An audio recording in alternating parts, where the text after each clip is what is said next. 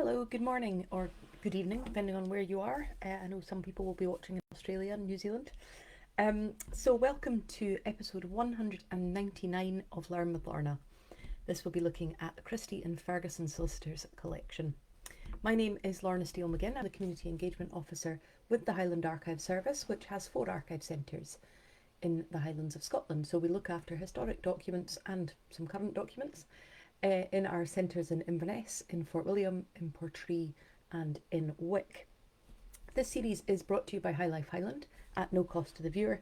High Life Highland is a charity registered in Scotland and there's no payment or subscription required to take part in this series of events. But if you're able to donate towards our work, then we're really grateful for that. And I'm sure that many of you who have watched from the beginning are saying that whole thing along with me. It rolls off the tongue. Okay, so before I launch into this week's episode, I wanted to start with a reminder that next week is the 200th episode. I'm genuinely quite ridiculously excited about it. That means we now have over 100 hours of content and stories available for people at no charge on our Facebook pages and on our YouTube channel, all kinds of stories. So next week I'm going to do a special and an unusual episode, something I've never done before, where I'm basically just going to be chatting about some of my favourite stories within the episodes that we've done, some of my thoughts for ones coming up, sharing some stats about the series to date as well, and answering questions and sharing some messages that you've sent in. So on that note, please do get in touch.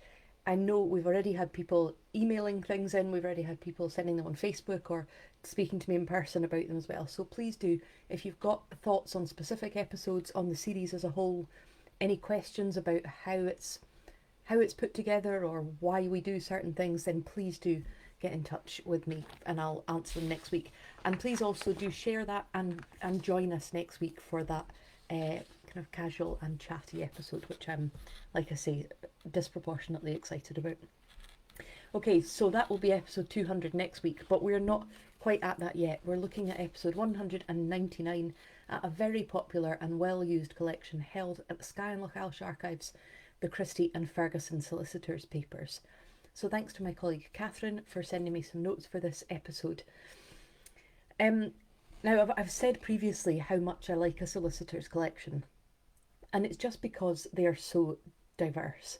There's usually so much information within a solicitor's collection, all sorts of things to do with that particular area where the solicitors are based, but also things further afield as well. Now, the Christie and Ferguson records date from 1793 to 1952, but the bulk of the records cover the years around about 1873 to 1900, and that's when Alexander MacDonald was in control, and I'll come back to him shortly. The firm Christie and Ferguson was the successor of the partnership MacDonald and Fraser, which was Ronald MacDonald and George Fraser, and that in turn had emerged from the practice of Alexander MacDonald, solicitor, who had followed in the footsteps of his father Harry MacDonald, who was a writer. So we go Harry MacDonald, then Alexander MacDonald, where the bulk of the records come from. That then turns into Ronald MacDonald and George Fraser partnership, and then eventually into Christie and Ferguson. And we often see that in solicitors' collections, that huge, the change of name as the business goes on through the centuries, through the decades. The business evolves, develops, new partners come on and partners die and things change. And so you'll often find that transformation within a solicitor's collection, and that you might find that the business in it is not under the name you might expect, and that's just because of the business's transformation over the years. The other thing we see in Christie and Ferguson, which again is completely typical of solicitors' papers, is the extent and diversity of the material included. Because solicitors' collections are so varied, and the reason for that is that they tend to be made up of the papers of the estates and businesses and individuals that they represented. So it's not just the working papers of that solicitor's company in terms of their own staffing records and things like that. It's made up of loads and loads of series of records for the different people that they represented as solicitors. So, for example, the Christie and Ferguson collection includes papers from numerous estates, so Kilmuir, Glendale, Stratheard, Scalpay, Egg, Donald MacDonald of Turmore, loads of different estates represented within Christie and Ferguson. In addition to the estates then are records of businesses and societies and organisations. So within this collection there are records of the Skye Farming Society, the British Diatomite Company, McKinnon Memorial Hospital, the 8th Inverness-shire Highland Rifle Volunteers, a wealth of maps and plans of Portree. So as you can see, very, very broad scope within the collection. And also, as you can see, we could, as I seem to be saying all the time at the moment, I could do several episodes out of this collection. And I have used bits of this collection in previous episodes, so way back towards the beginning I did an episode on diatomite mines in Skye, and that used elements of this collection. So I'm going to start with a bit of a bio of Alexander MacDonald, because as I've mentioned a couple of times, many of the records stem from his time at the helm of what would become Christie and Ferguson. And I'm actually going to share a piece that Catherine sent to me about Alexander MacDonald's life and work. And I'm going to share it all, and it's a long extract, but it gives such an idea of who he was, but also the scope of his involvement in people's lives in and around Skye, the extent of potential information that could be found in his papers, and is very representative of the sort of role that a solicitor would often have had within a community. So, Alexander MacDonald, Alistair Rua. Alexander MacDonald was born in Portree on the 25th of April 1840, the eldest child of Harry and Joanna MacDonald of Viewfield House. Harry was agent for the National Bank and factor to Lord MacDonald, as well as writer to the Signet. Alexander attended the parish school at Portree and Inverness Royal Academy, where he was dux. He then went on to attend Edinburgh University, where he had to leave without taking a degree due to eye problems. Alexander qualified as a law agent in 1863, joined his father's legal firm and the National Bank, based in what became the Royal Bank of Scotland in Portree.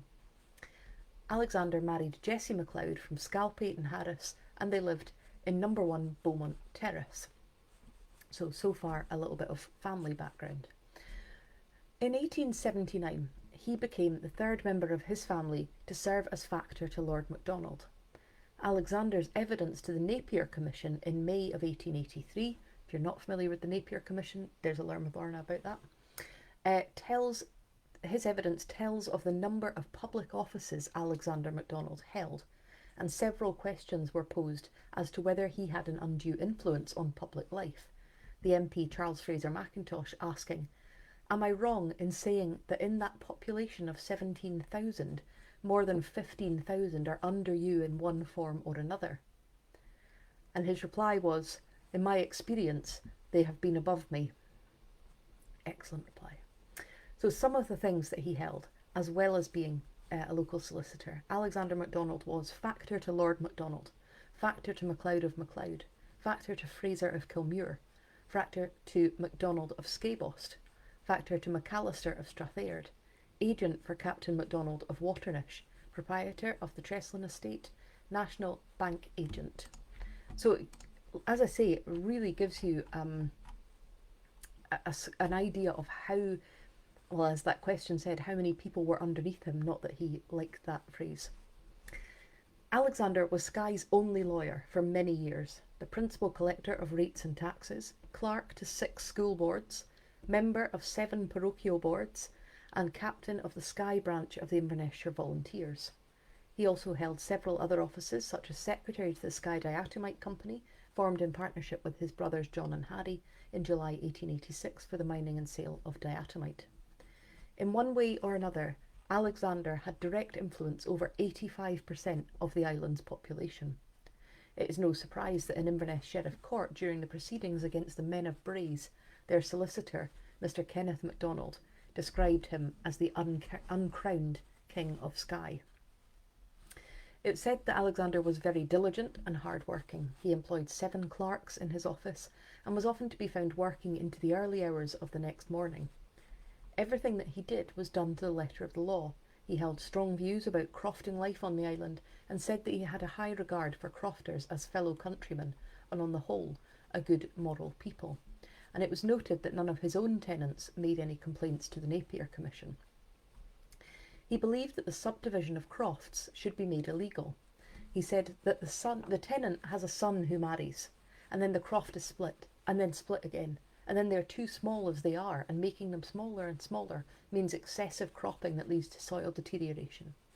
He was concerned that they had bad farming practices, sowing their own potato seed over and over again instead of getting fresh seed, which again led to a deterioration in the crops. He would have liked to have changed the crofting system. He said there should have been two classes of croft, one very small and near the shore for fishermen, and another class for crofters who rely solely on the farming of their crofts for maintenance for themselves and their families. He didn't, however, have much empathy for the crofters. Instead, he measured wealth in monetary terms and believed that the only way to improve their lives would be to leave their homes. Emigration, he said, was the only cure.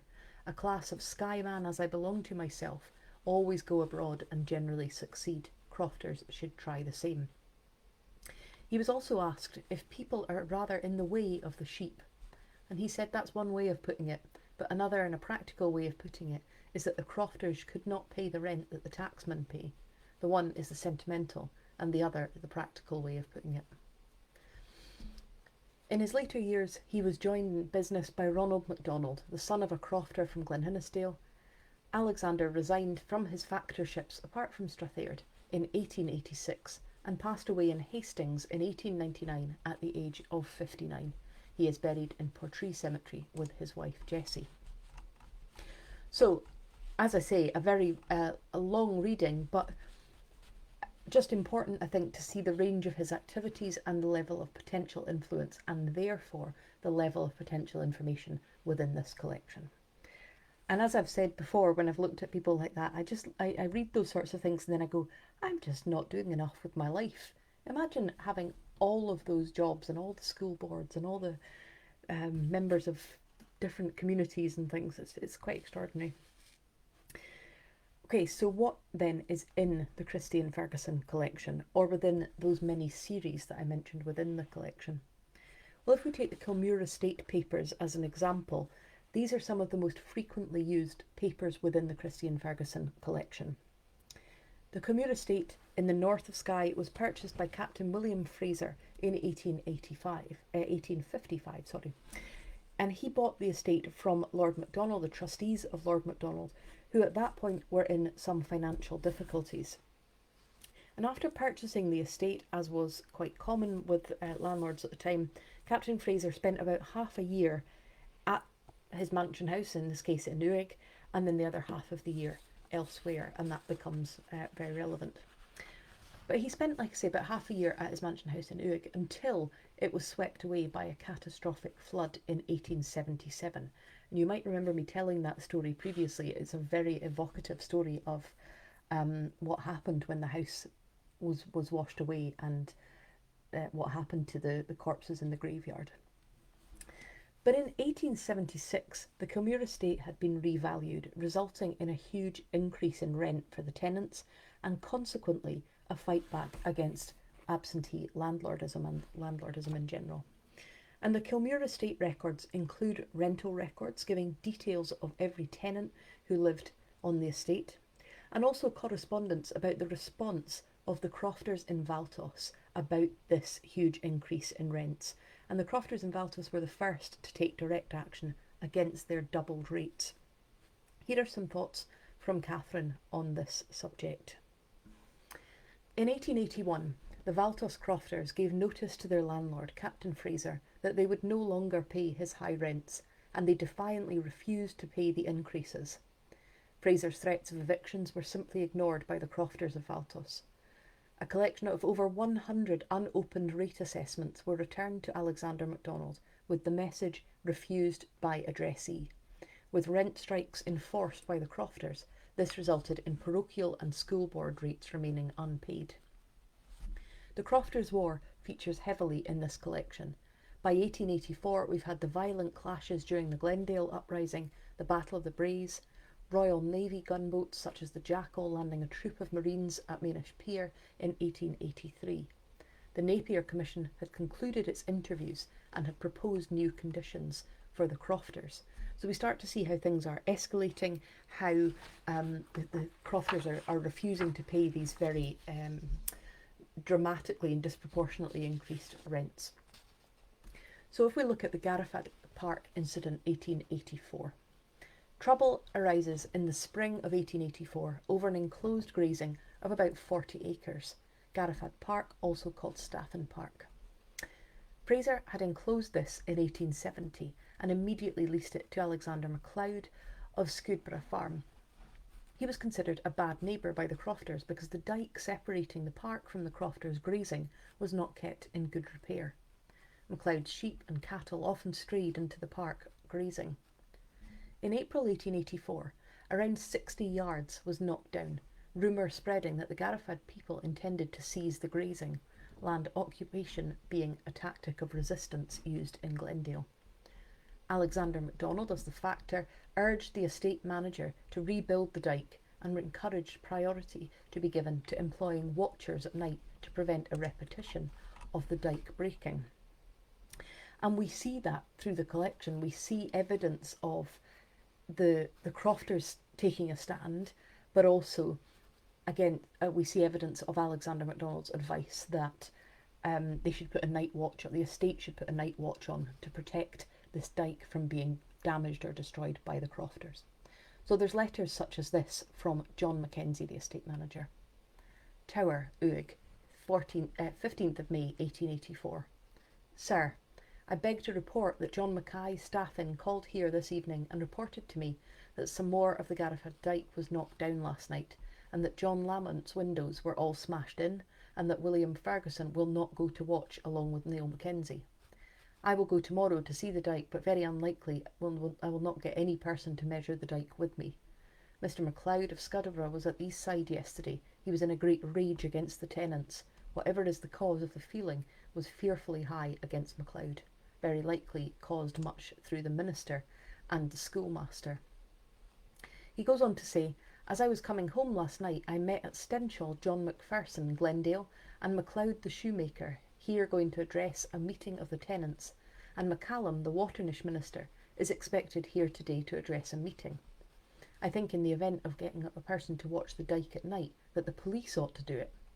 I will report by next post the state of matters, or if you would wish I could come to Portree on Monday. I am really in the opinion that it is no use doing anything as long as these outside agitators are allowed to go at large amongst simple and easily misled people. I wonder what is to be done if indeed matters will not be allowed to generate into chronic disorder.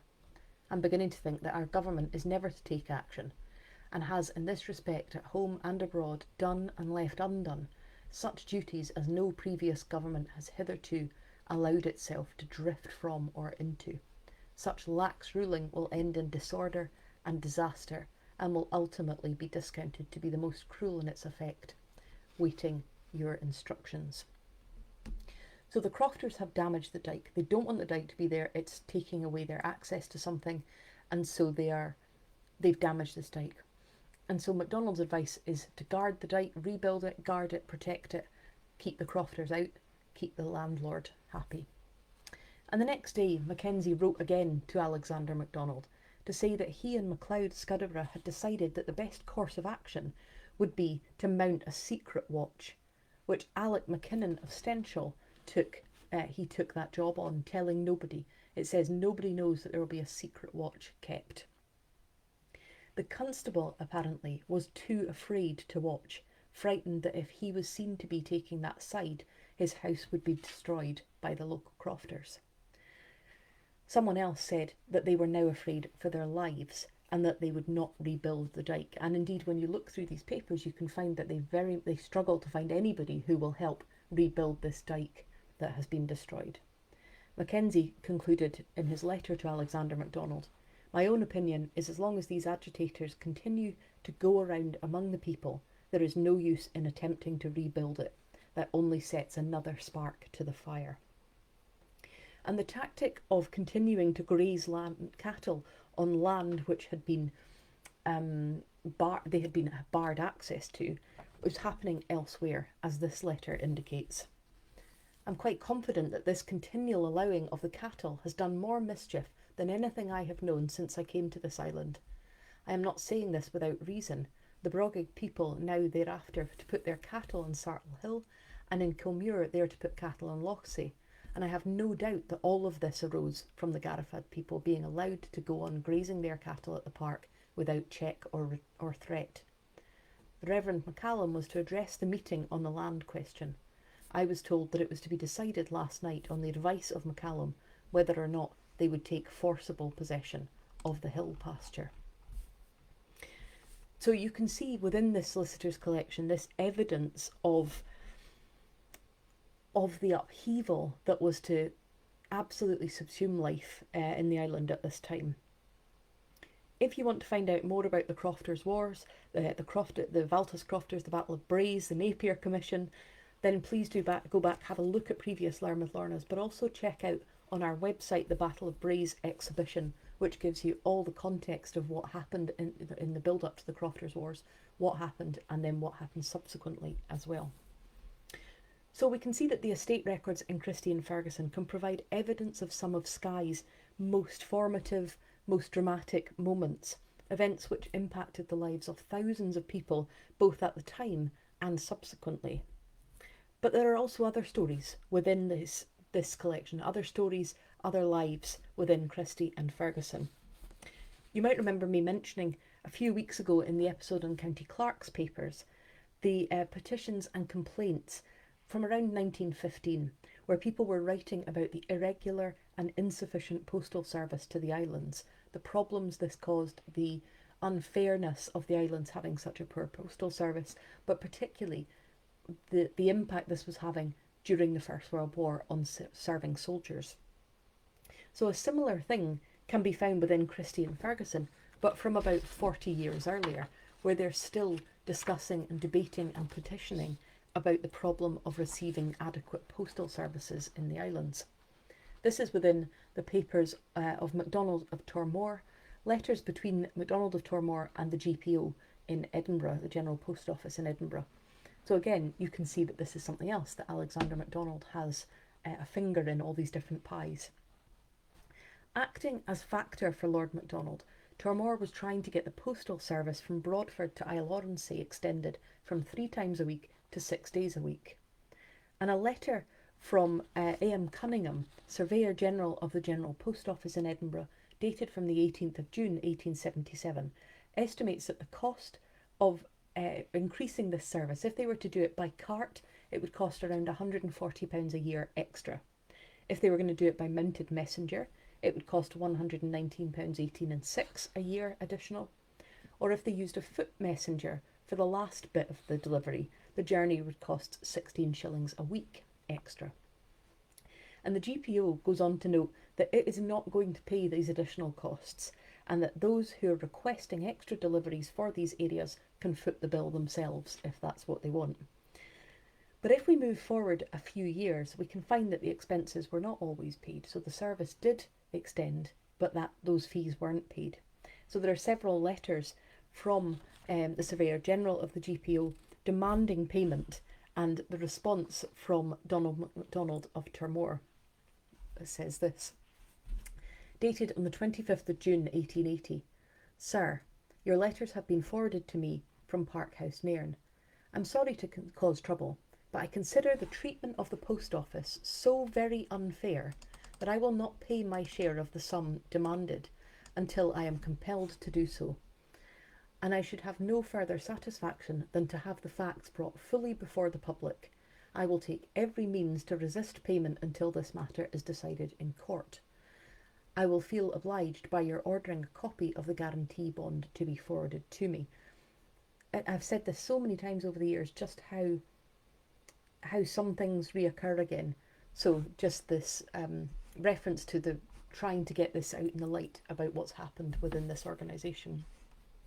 Now he also wrote a couple of days later, a month or so later, MacDonald of Tormore wrote to his solicitor Charles Innes in Inverness and said, Dear Sir, I will be obliged for your advice as to whether you think I should fight on or quietly give in. I would never have entered into this guarantee, but Lord MacDonald represented to me that Mr. Baird and others would all join in paying the expenses if there should be any, and he bullied me so much that I was glad to do anything, and besides, I never believed we would be called upon to pay. The bond was presented when I was in a hurry, and I merely glanced at it and signed it without consideration. But if we must come to fight, we must do so with a very bold front. In the end, the GPO in Edinburgh did take Tormore to court, but I don't know what the result of that was. We don't have that within the collection, so I don't know if someone is interested enough to go and find out the answer to that, but we don't know what happened. So we can find evidence of these huge momentous events such as the Crofters' War, but also things that have had a huge impact on one community or one section of a community, like that argument with the post office. We can find evidence within Christie and Ferguson of everyday life and work. So for instance, in the records of Strathayard estate, for whom Christie and Ferguson were the solicitors, we can see lists of the workmen who undertook the excavation works in 1889-1890 for the new lodge at Kilmarie. We can see the men's names, so they're all listed. That shows that they worked on the job for 6 days a week, 10 hours a day. Can you imagine that in the winter, in the dark and the cold? And there was a deduction made for the use of shovels. Another document gives details of those listed who are building the Elgo Road in 1889. Again, this was a project of Sir William McKinnon, who was also leading the project on the building of that lodge. So as you can see, any solicitor's collection will have a huge amount of information in it about the everyday, about the unusual, about life on estates and businesses and families. And when you have someone at the helm, like Alexander MacDonald, who is so involved with schools, with education, with poor relief, with so many different aspects, as well as being involved in all of those different estates management, it's not surprising that we can find so much information about different aspects of life within there. So if you're interested in this collection, please do come into Skye and Lochailsh Archives, have a look at that series of records. There are rent rolls, they're very popular. There are all sorts of different things to be found within it. So thank you very much for joining me for this one, for the 199th episode. A reminder again that next week is the 200th, so if you've got any questions for me or any thoughts about favourite episodes or things you've been... I've had a couple of emails of things that people have found interesting that they really didn't think they would find interesting, which is good fun. So yeah, anything like that you would like me to share, then please do get in touch in any way that you can. Thank you for joining me. See you next week, and a reminder that this series is brought to you by High Life Highland at no cost to the viewer.